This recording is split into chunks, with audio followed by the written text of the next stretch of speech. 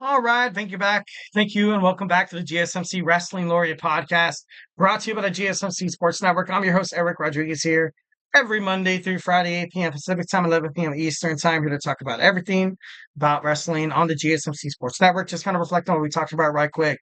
We had our Tony Khan thinking about splitting Collision and NXT Dynamite. No, AEW Dynamite, excuse me, into two separate brands, kind of like with Raw and SmackDown. We also talked about my Thursday night wrestling preview, Ring of Honor and TNA. We also talked about Kurt Angle kind of getting screwed over when he came back to WWE. In a recent interview, he felt the same way that a lot of us wrestling fans kind of saw when he came back as the Raw general manager. Rhea Ripley talking about her 5-year contract negotiation, speculated, although I feel like it's going to be correct because she's the future of Raw women's wrestling. And now we're going to talk about AEW. Is it better than WCW? Is it better than WCW? AEW has been more profitable in 1 year than WCW's 13 years. Like it's starting off from WCW, like the Jim Crockett promotions, obviously stemming off of the National Wrestling Alliance. Um, you've had them, they kind of made a big deal. They made some partnerships. They came out as the World Championship Wrestling. Late 80s, early 90s, the 13 years of existence. You know what I mean? Like it's at a time when WWF slash WWE seemed like they were untouchable. During the entertainment conglomerate that was WWF. Obviously, you had WrestleMania 1 with a lot of, stars like, Cyndi Lauper, Mr. T, Muhammad Ali. There had to be a lot of strings pulled to kind of state your case as a wrestling promotion back in the 80s, but something that WCW it was just something, it was something fresh, it was something new, it was something innovative, something cutting edge that a lot of wrestling fans yearned for while watching WWF. And then once when Hollywood Hulk Hogan left, once when Razor Ramon, Kevin Nash left as well, stars like, Jeff Jarrett left as well, Bret Hart, WWF was kind of left for dead. WWE, the only person he really had to kind of carry on the load was, Shawn Michaels, the Heartbreak Kid, Shawn Michaels, Triple H. Obviously, back then he was like a mid-card. Paul Levesque guy was like saying that somebody like Sami Zayn was going to, was going to run the company one day. Like it just seems so far-fetched, And then you had a WWF Vince McMahon.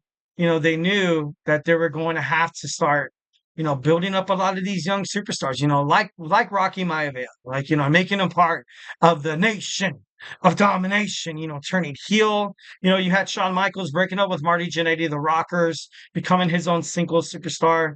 Then you had, Paul Levesque becoming a huge major single superstar alongside with China. You started seeing people like The Undertaker come out. And then later on, you saw Stone Cold Steve Austin. And, WCW, you know, out of retrospect, I got to give them my 1010%, support because I love WCW. I was, not like I was there, but I was watching that night on TNT when you saw, Shane McMahon come out and announce, and then Vince McMahon came out announcing that he owns WCW now.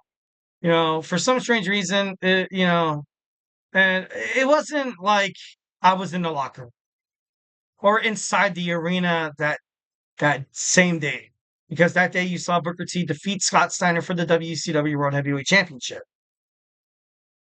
I was there sitting and watching my TV. Something as simple as a 10-year-old, or I think I was 9. Simple as a 9-year-old, who hasn't really had a lot of, chances to kind of engage in a lot of empathetic, sympathetic kind of situations in my young life. But watching Vince McMahon come out there and announcing that he bought WCW, it was heartbreaking. Like it was heartbreaking, and you could see it on the face of the fans, the wrestlers. They knew exactly what entailed of joining WWF slash WW. They knew exactly what it was. It was like, all right, time to bust out the resume again. hey, guess what? You see people as, big and bad and as successful as Diamond Dallas Page, as Scott Steiner. They were like, all right, guess what? We're going to be losing matches to people like Y2J. I'm not trying to crap on Y2J, but at that time, he was kind of a mid carder compared to the main, when WWF acquired WCW, you had a whole just plethora of main card world heavyweights come on your lap. And Vince McMahon kind of just shoved them off to the wayside.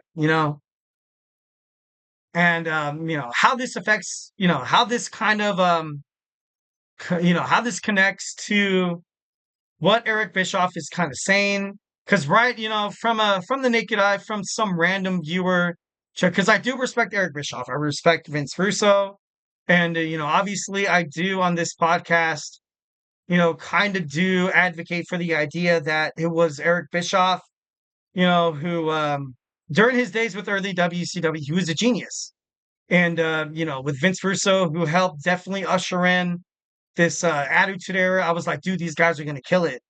I guess more or less I was kind of disappointed, that once when Eric Bischoff and Hollywood Hulk Hogan took over, it was just bad. They butted heads, big egos going at it with big egos. Obviously, that's what you see with WWE. That's the reason why it was going down under as well back in the, I would say probably the mid 2010s, but WCW was great.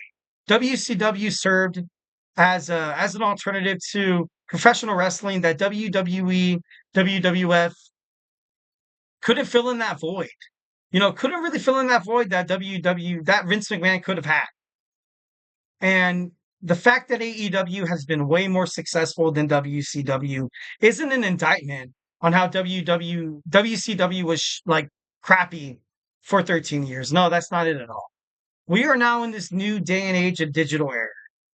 The digital era where you could, stream on YouTube and be successful, where you could stream on Access TV like TNA, or, you could stream on HBO Max or Netflix or all these other streaming services that you could possibly get viewers from. Back then it was like, guess what? If you're not on TV, guess what? Tough crap. Tough shiitake mushrooms, dude. You're not going to make it. So obviously WCW had to kind of hurdle over you know, um, a lot more things in their way as opposed to what WWE or AEW now has to do. So the fact that AEW is more profitable than WCW in 13 years, that's not surprising. But then again, it's not an indictment of how bad WCW is. You know, it's not saying that AEW beats the crap out of WCW. You're like, oh, Eric Bischoff is a piece of crap. He's wrong. Eric Bischoff obviously, like there are some times where he is a little bit protective, but dude, that was his baby. He was running the Monday Night Wars, and thanks to all the BS behind stage, it was like things kept declining. And he essentially, it sucks. It really does suck because I was a fan of Eric Bischoff obviously with the same name, Eric, so us Eric's kind of stay together. I'm just kidding, no.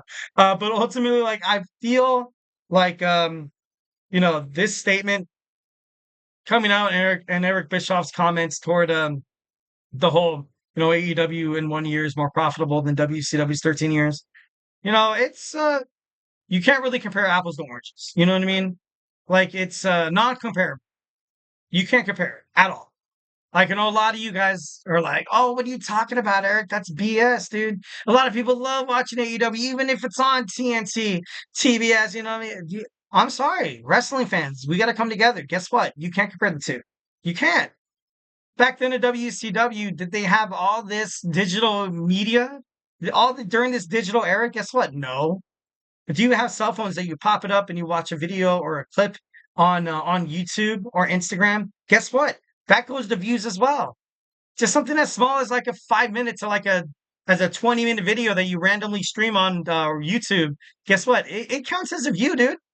Like, you know what I mean? And it creates this this fallacy, this facade that AEW is more richer than it actually is. But then once again, I'm not trying to crap on AEW because I feel like they've done a really, really good job as well. Only 5 years in existence, even having I read a stat that last Tuesday, Title Tuesday, was 500,000 viewers less than NXT show in St. Louis. A lot of people are like, "Oh, dude, AEW sucks. AEW is going down, dude." Dude, no, it's not. It's not. It's not. 300,000 viewers for a wrestling promotion that started 5 years ago. That's amazing. That's great. Starting where you're coming from, dude, no one's going to compete with the WWE. And that's something that wrestling fans can't seem to wrap their minds around. Is you can never, ever compete with WWF or WWE. You can't. You simply can't. And WCW tried, and they did. They overcame WWF. But nowadays, with all the streaming platforms and the internet, digital era, you can never, ever be better than WWE. That's why when some fans are, downing on AEW and, Tony Khan, I do like Tony Khan. Tony Khan's a great guy. But just saying that AEW is crappy because it's not, reaching up to the value or the ratings in that age demographic of 19 to 41-year-olds, you're trash. You're a trash wrestling promotion. Dude, it's not true. It's not true. And as soon as wrestling fans can wrap their minds around it, it's not a war anymore. It's not a war anymore. Sometimes Tony Khan, yeah, he admits like, hey, dude, yeah. Sometimes I admit like, kind of, correlating what's happening with AEW and WWE to like the Monday Night Wars. But I kind of just say that to kind of stir shit up, stir stuff up.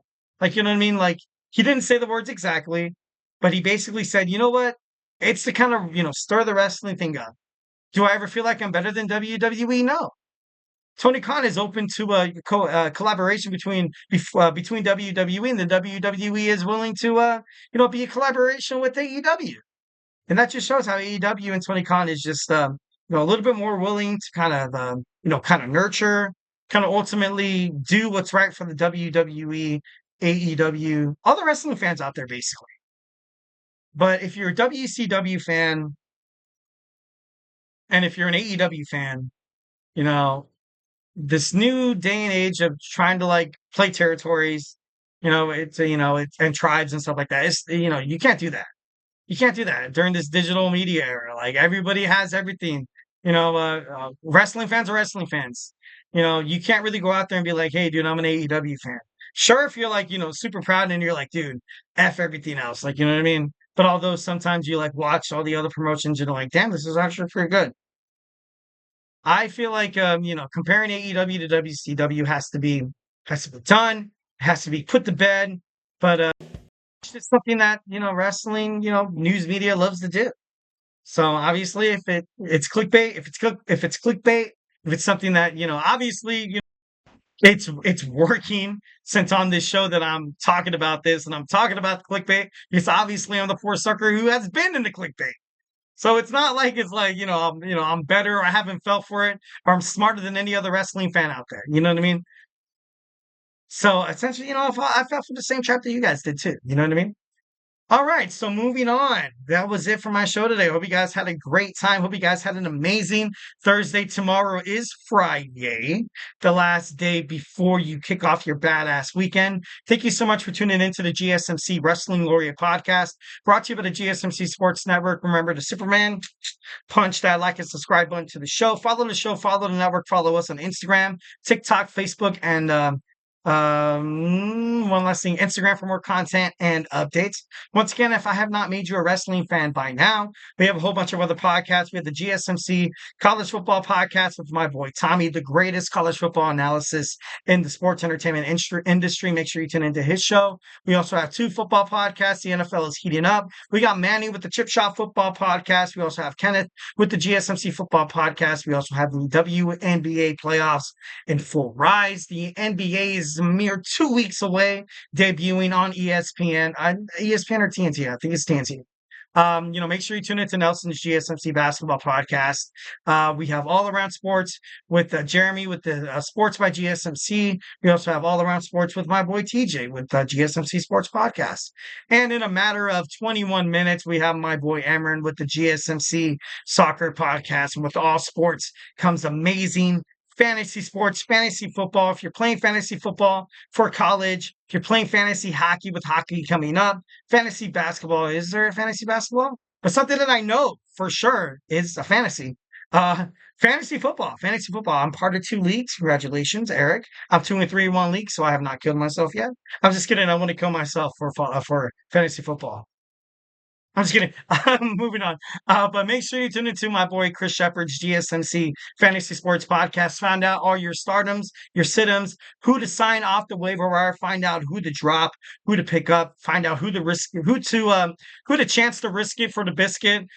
So yeah, make sure you tune into Chris's podcast. It's pretty badass. It's pretty cool. Once again, thank you so much for tuning into my Thursday show. Stay beautiful, and as always, love you.